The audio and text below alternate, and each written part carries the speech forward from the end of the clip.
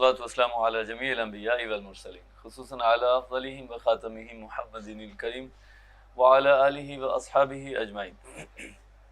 جیولز of time. کیوں جیولز of time? کیا خاص ہے ان میں؟ کیا اسپیشل ہے؟ جاننا چاہیے، پتہ لگنا چاہیے. کیا صرف ہماری عقیدت ہے؟ وہ تو ہے اپنی جگہ پہ، بالکل حقیقت ہے، ہمیں عقیدت ہے، ان سے محبت ہے، لیکن کس بنا پہ؟ واقعتاً یہ حضرات سارے کے سارے صحابہ اور ان میں سے بالخصوص خلفائے راشدین اور عشرہ مبشرہ، اصحاب بدر، اصحاب بیت رضوان، یہ بالخصوص مہاجرین بھی ہے اور انصار بھی ہیں.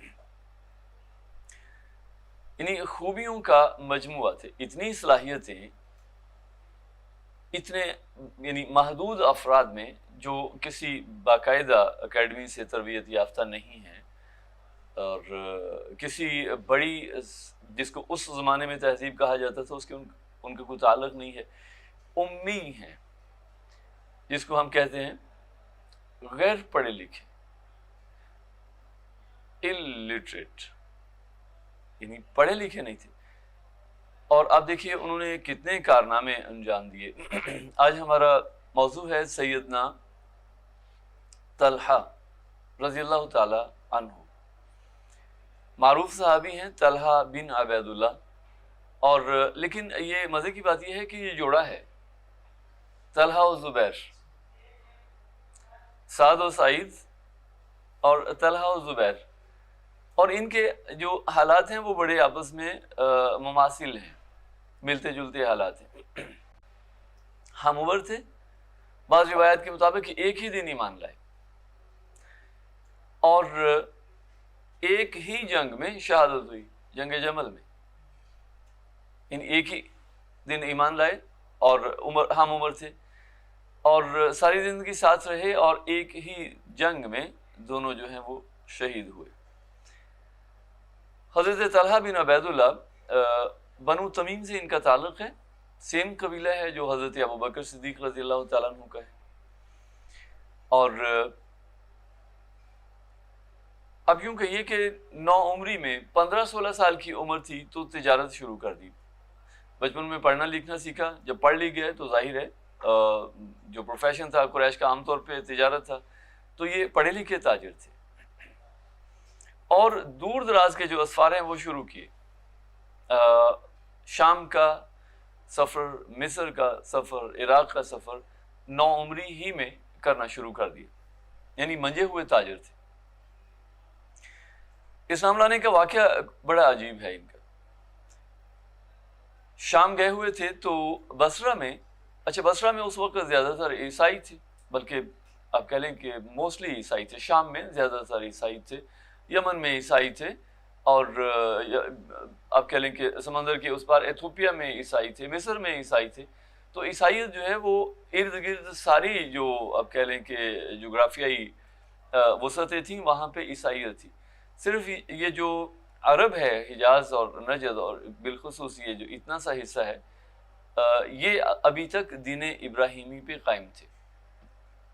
اگرچہ اس میں بہت ساری تحریف ہو چکی تھی، اب یوں کہیے کہ بھٹکے ہوئے تھے، گمراہ تھے، لیکن کہنے کی حد تک دین ابراہیمی.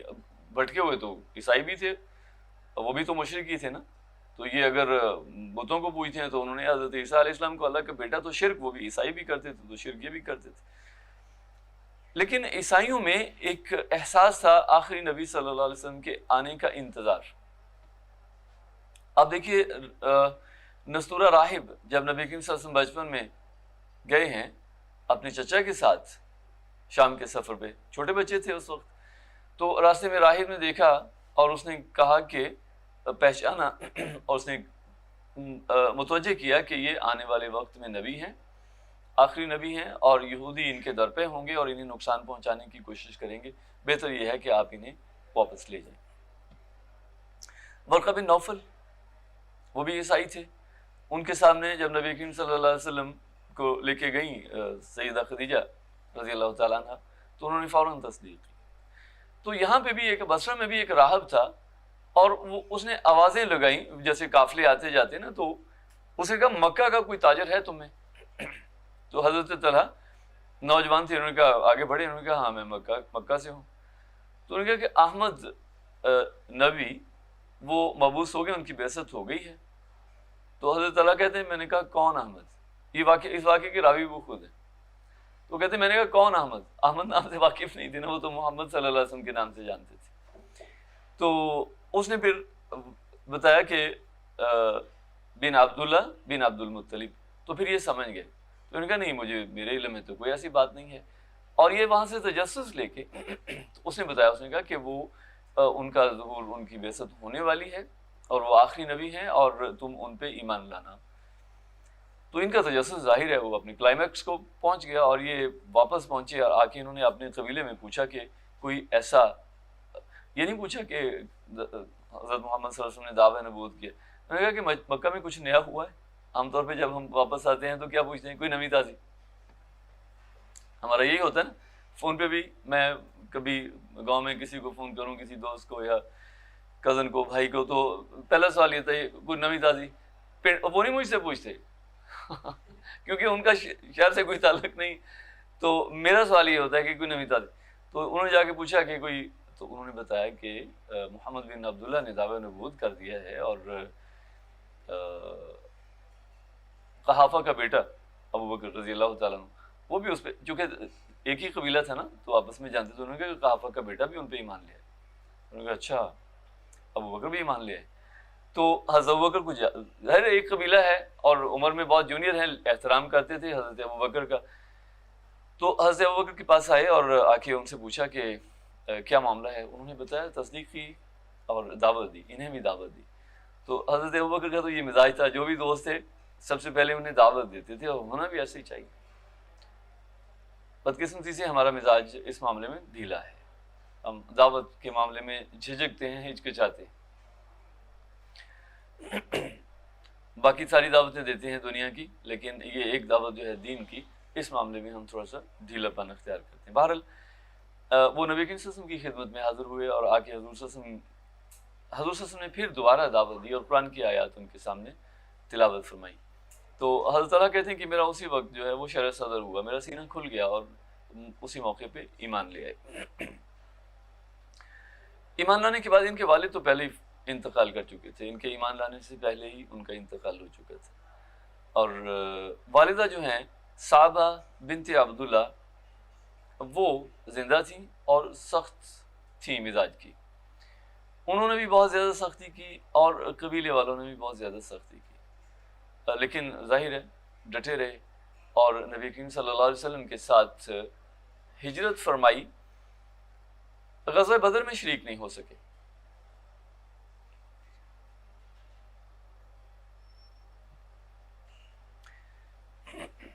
حضرت طلحہ کو اور حضرت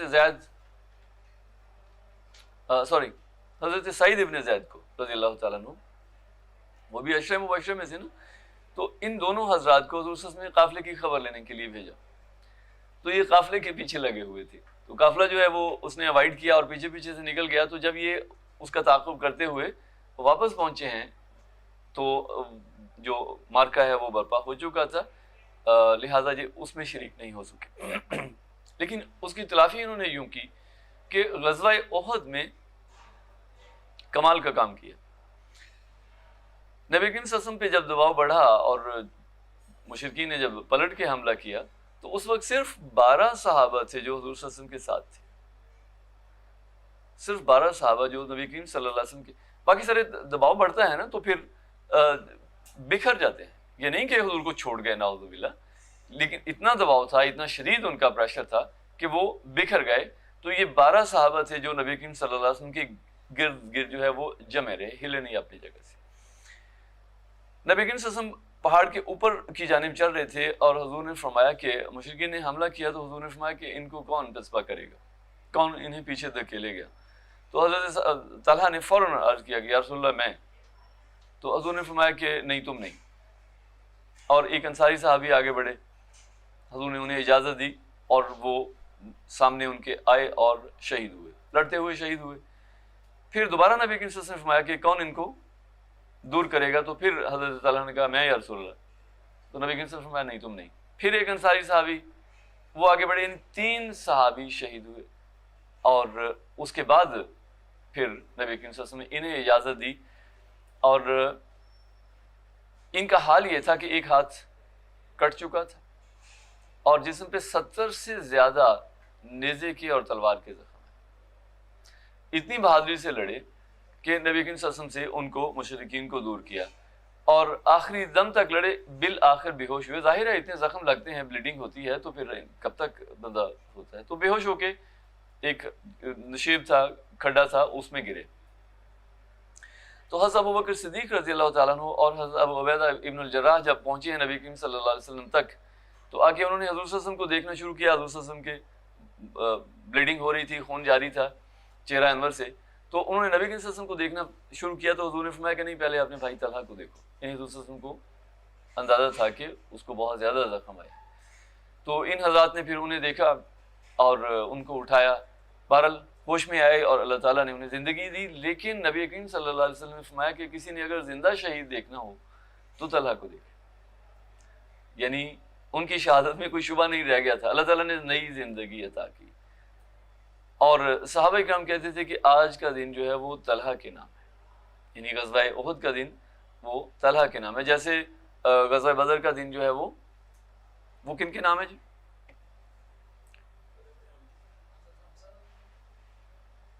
حضرت حمزہ تو غزوہ احد میں شہید ہوئے ہیں. غزوہ بدر وہ حضرت زبیر کے نام ہے. 2 گھوڑ سوار تھے نا غزوہ احد میں، 2 ہی گھوڑے تھے، تو ایک پہ حضرت سعد ابن ابی وقاص حضرت زبیر بن العوام وہ سوار تھے، اور انہوں نے بھی اس دن کمال کیا. غزوہ بدر کے یعنی وہ دن ان کا تھا، وہ آپ کہہ لیں کہ مین آف دی میچ تھے، اور ان کا نیزہ نبی کریم صلی اللہ علیہ وسلم نے یاد کے طور پہ، نشانی کے طور پہ سنبھال کے اپنے پاس رکھا. عنزہ اس کا نام تھا. عنزہ سے آپ کے ذہن میں کوئی چیز آتی ہے؟ پاکستان نے ایک میزائل بنایا ہے نا، اس کا نام بھی عنزہ رکھا ہے. تو احد کے دن کے جو ہیں، نبی کریم صلی اللہ علیہ وسلم نے انہیں بڑے القابہ دیے. طلحہ الجواد، سخاوت کرنے والا، طلحہ الفیاض، جو کہ مالدار تھے. ظاہر ہے میں نے عرض کیا کہ بچپن میں لکھنا چاند ایک لوگ تھے، لکھے پڑھے، تو مالدار تھے. اور مدینہ میں آنے کے بعد بھی صحابہ کی جو معیشت تھی وہ تجارت پہ ہی تھی. جو انصار تھے وہ زیادہ تر کرتے تھے کھیتی باڑی، زراعت، اور جو مہاجرین ہیں وہ زیادہ تر جو ہیں وہ تجارت کرتے تھے. تو انہوں نے، اچھا ہم یہ سمجھتے ہیں کہ صحابہ کرام شاید فارغ بیٹھے رہتے تھے، کوئی غزوہ آتا تھا تو لڑ لیتے تھے، باقی دن جو ہے وہ ریسٹ کرتے تھے.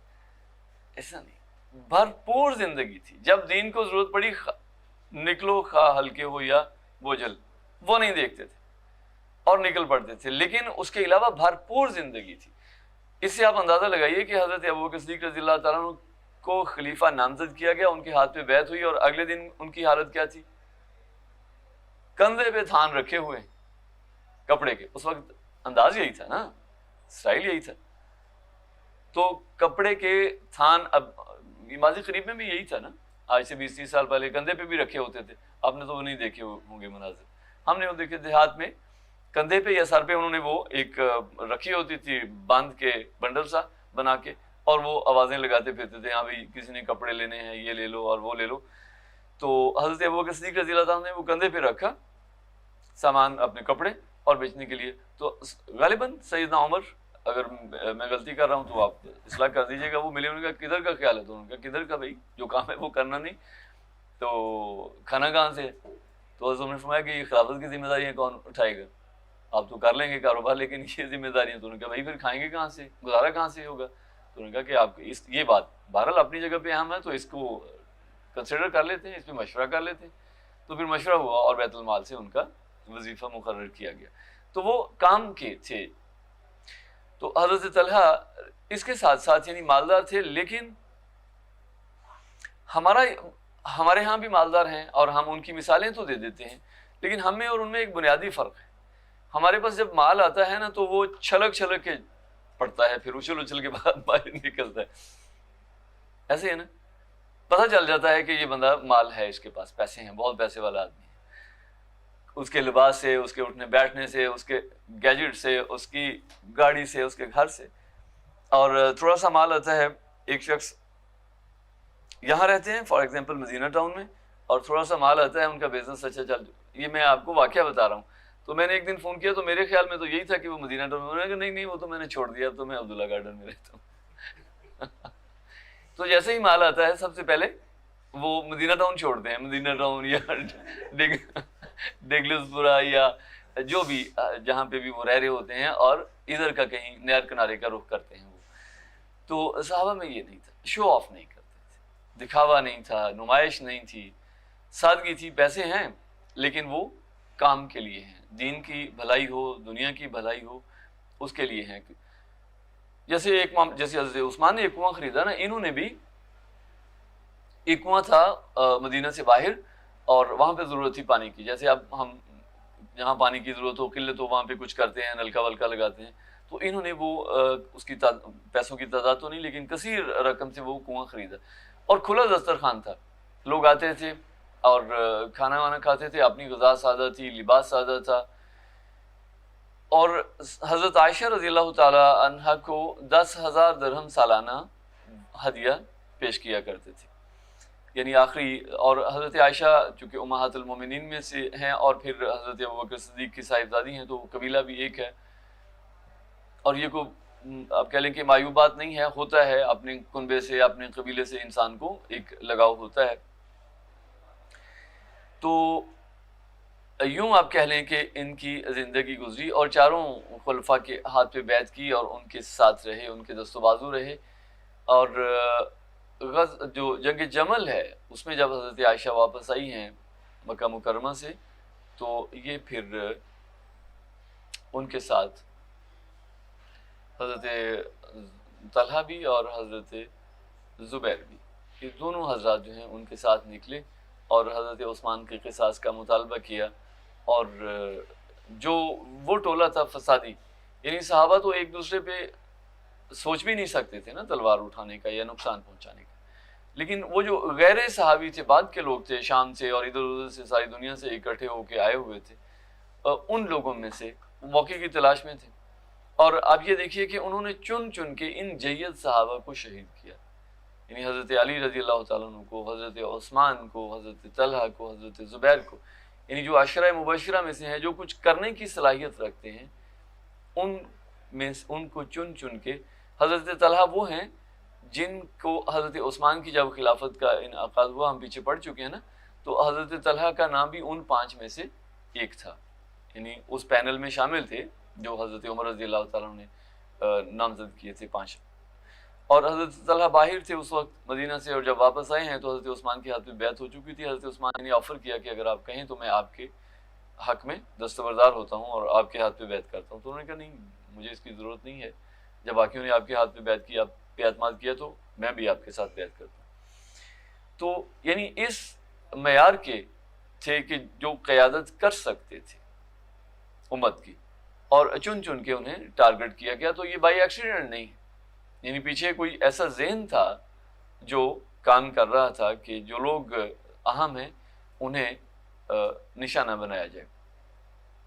تو اس موقع پہ یہ دونوں حضرات جو ہیں یہ شہید ہوئے، اور مختلف اوقات میں 7 شادیاں کی.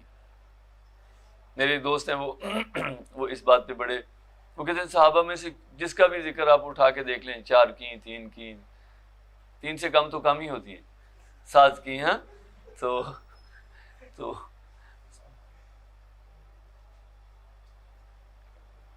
عرب کا کلچر تھا، اور ضرورت اب بھی ہے. ہاں بالکل بالکل، یہ ہاں بالکل صحیح کہہ رہے ہیں آپ. یعنی ان کی اولاد ہے. پہلی بات تو یہ کہ یہ ذمہ داری ہے، یہ وہ والا تصور نہیں ہے جو ویسٹ میں پایا جاتا ہے. یہ انجوائمنٹ نہیں ہے. جب آپ کسی کو اپنی بیوی کی حیثیت سے ساتھ رکھتے ہیں تو وہ ساری کی ساری ذمہ داری ہے. وہ جو بات عثمان نے کی نا کہ ایک کے نخرے اٹھانے، کہہ سکتا ہوں میں، وہ مشکل ہوتے ہیں، اور کہاں 4 ہوں. اور پھر وہ 4 بیویاں نہیں ہیں، ان کے ساتھ ان کی اولاد ہے، ان میں سے جو اولاد ہے وہ بھی ساتھ، تو ان کے 11 بیٹے تھے، ان 7 میں سے 11 بیٹے اور 4 بیٹیاں، تو ان کی کفالت، ان کی ذمہ داری، ان کی تعلیم، ان کی تربیت، یہ ساری کی ساری اس مرد کی ذمہ داری ہے نا، تو یہ ایک مردوں کے کام ہے۔ تو بہرحال یہ ان کے مختصر سے حالات زندگی ہیں جو میں نے آپ کے سامنے رکھے۔ تو واقعتاً یہ حضرات آپ دیکھیے کہ 14-15 سال کی عمر سے لے کر جب ان کی شہادت ہوئی اس وقت ایک روایت میں ہے 64 ایئرز ان کی عمر تھی، یعنی 64 سال، اور لیکن اگر ہم دوسری روایت کو دیکھیں کہ حضرت سعد کے ہم عمر تھے تو پھر ان کی عمر 67 بنتی ہے۔ تو دونوں میں سے کوئی بھی ہو سکتی ہے، ان بٹوین بھی ہو سکتی ہے۔ اس وقت کوئی ڈیٹ آف برتھ لکھنے کا تو نہیں تھا رواج، تو ایک محتاط اندازہ ہوتا تھا، لیکن بہرحال عرب نسب کے معاملے میں اور تاریخ کے معاملے میں ہم سے زیادہ حساس تھے، یہ بات اپنی جگہ پہ، اور وہ اس کو محفوظ بھی رکھتے تھے، یاد بھی کرتے تھے۔ ترکے میں کافی مال چھوڑا، 20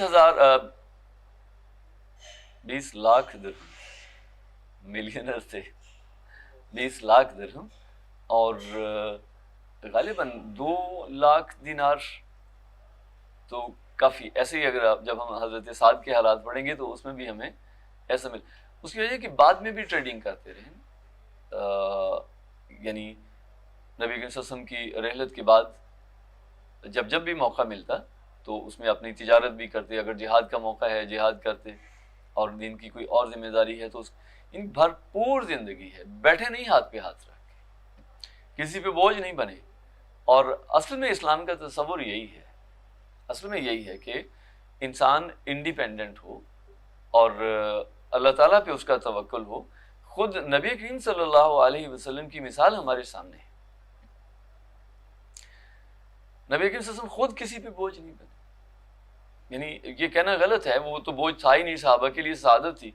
ایک موقع پہ ایک سوال کسی کی طرف سے آیا کہ کیا وجہ تھی کہ نبی کریم صلی اللہ علیہ وسلم کئی وقت فاقے سے رہتے تھے، اور سوال ان کا یہ تھا کہ صحابہ کرام تو متمول تھے، حضرت عثمان جیسے ابھی ذکر آ رہا ہے، حضرت طلحہ، حضرت سعد، عبد الرحمن ابن عوف، تو اتنا پیسہ تھا صحابہ کے پاس، اتنا مال تھا، تو نبی کریم صلی اللہ علیہ وسلم فاقے سے رہتے۔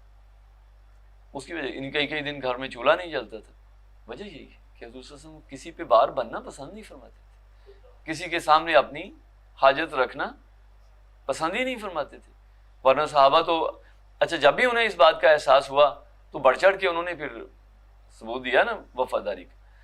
تو اور یہ حضور صلی اللہ علیہ وسلم کا اختیاری فعل تھا، اگر نبی صلی اللہ علیہ وسلم چاہتے تو خود بھی کوئی ذریعہ معاش اپنا لیتے۔ ایک تو یہ کہ ان کی جو ذمہ داریاں ہیں وہ اس میں آڑے آتی، جو کار رسالت ہے اسی سے فرصت نہیں تھی۔ اگر ہم ان کی حیات طیبہ کو دیکھیں تو شاید ایک لمحہ بھی ہمیں فراغت کا نام نظر آئے، لیکن اس کے ساتھ ساتھ یہ کہ جو دوسری وجہ تھی جو نبی کریم صلی اللہ علیہ وسلم نے خود جس کی وضاحت فرمائی کہ حضور صلی اللہ علیہ وسلم کا یہ فقر اختیاری تھا۔ حضور نے فرمایا کہ میں یہ چاہتا ہوں، میں پسند کرتا ہوں کہ ایک وقت کھانا کھاؤں، ایک وقت مجھے کھانے کو ملے اور دوسرے وقت میں بھوکا رہوں، تاکہ جب ملے، اس کی وجہ بھی نبی کریم صلی اللہ علیہ وسلم نے فرمائی، تاکہ جب ملے تو میں اللہ تعالیٰ کا شکر ادا کروں اور جب نہ ملے تو صبر کروں۔ تو یہ نبی کریم صلی اللہ علیہ وسلم کی شان تھی، سب سے اعلیٰ، اسی لیے تو وہ سب سے اعلیٰ ہے۔ تو لیکن ان کے جو جانثار ہیں وہ بھی مال ہونے کے باوجود، جیسے میں نے عرض کیا کہ وہ سادہ زندگی تھی ان کی، وہ مال کو عیاشی کے لیے اور یہ جیسے ہم کہتے ہیں لگژریز کے لیے، اس کے لیے استعمال نہیں کرتے تھے۔ ہاں بزنس میں انویسٹ کیا یا کہیں پہ ضرورت پڑی وہاں پہ خرچ کیا، تو یہاں یہ ان کا انداز